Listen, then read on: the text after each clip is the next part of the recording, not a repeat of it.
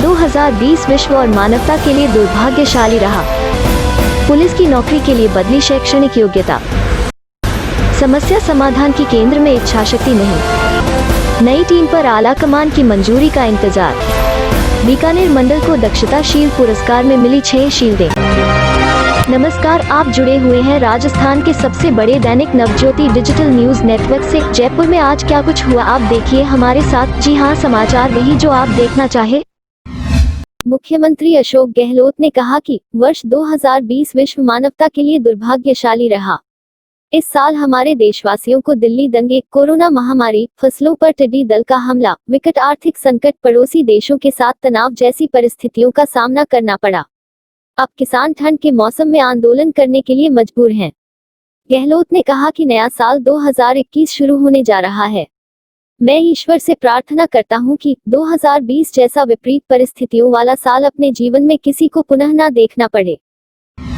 प्रदेश में अब police constable बनने के लिए 12वीं पास होना जरूरी है। इसके लिए शैक्षणिक योग्यता में बदलाव किया जा रहा है। बताया जा रहा है कि प्रस्ताव पर मंत्रिमंडल ने दी सहमति प्रदान कर दी है। RACMBC और पुलिस IB की शैक्षिक योग्यता में होगा बदलाव किया गया है। अब इसके लिए 8वीं से 10वीं और 10वीं से 12वीं योग्यता तय की गई है। PCC चीफ गोविंद सिंह डोटासरा ने गुरुवार को मीडिया से बात करते हुए कहा कि प्रदेश कांग्रेस किसानों के साथ है। किसान 35 दिन से धरना दे रहे, लेकिन केंद्र सरकार हठधर्मिता पर उतारू है। किसानों की समस्या का समाधान करने की सरकार में इच्छा शक्ति नहीं है। किसानों में विश्वास जगा है कि कांग्रेस उनके साथ खड़ी है। डोटासरा ने कहा कि मंत्रिपरिषद की बैठक में तय हुआ कि 3 जनवरी को जयपुर में शहीद स्मारक पर 12 से 4 बजे तक धरना देंगे। इस धरने में CM, PCC चीफ, सभी मंत्री और विधायक शामिल होंगे।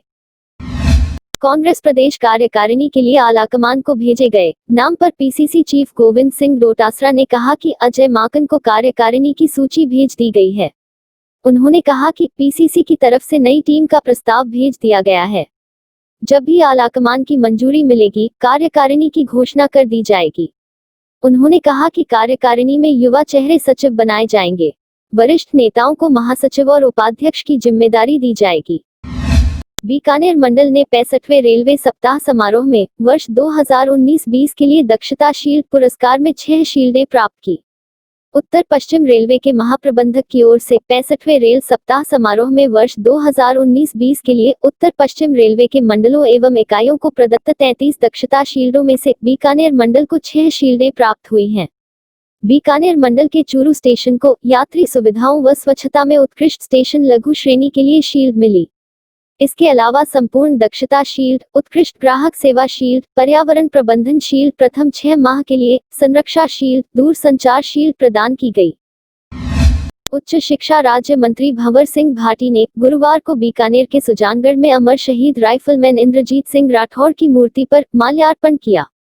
इस मौके पर मंत्री भाटी ने जनसमूह को संबोधित करते हुए कहा कि इंद्रजीत सिंह राठौर एक अमर शहीद है, जिसको हम हमेशा याद रखेंगे। उन्होंने कहा कि केंद्र सरकार को तीनों कृषि कानूनों को निरस्त करके देश भर के किसानों को राहत देनी चाहिए, लेकिन केंद्र सरकार इस तरफ कोई ध्यान नहीं दे रही है। ऐसे में कांग्रेस की ओर से प्रदेश भर में जनसंवाद कार्यक्रम आयोजित किए जा रहे हैं। प्रदेश पुलिस के IPS बेड़े में आज प्रमोशन होंगे। प्रमोशन के बाद में देर रात तबादला सूची जारी हो सकती है। जयपुर में 3 IPS अधिकारी बदले जाने की संभावना है, जिसमें 2 पुलिस उपायुक्त स्तर के अधिकारी बदले जाएंगे। इसके अलावा जो SP बनकर जिले में लगे हुए हैं और प्रमोशन के बाद DIG बन जाएंगे, उनकी भी जिले से हटने की संभावना बताई जा रही है। इसके अलावा प्रदेश पुलिस बेड़े में भी बड़ी संख्या में बदलाव होगा। राज्यपाल कलराज मिश्र ने नव वर्ष 2021 पर बधाई और शुभकामनाएं दी है।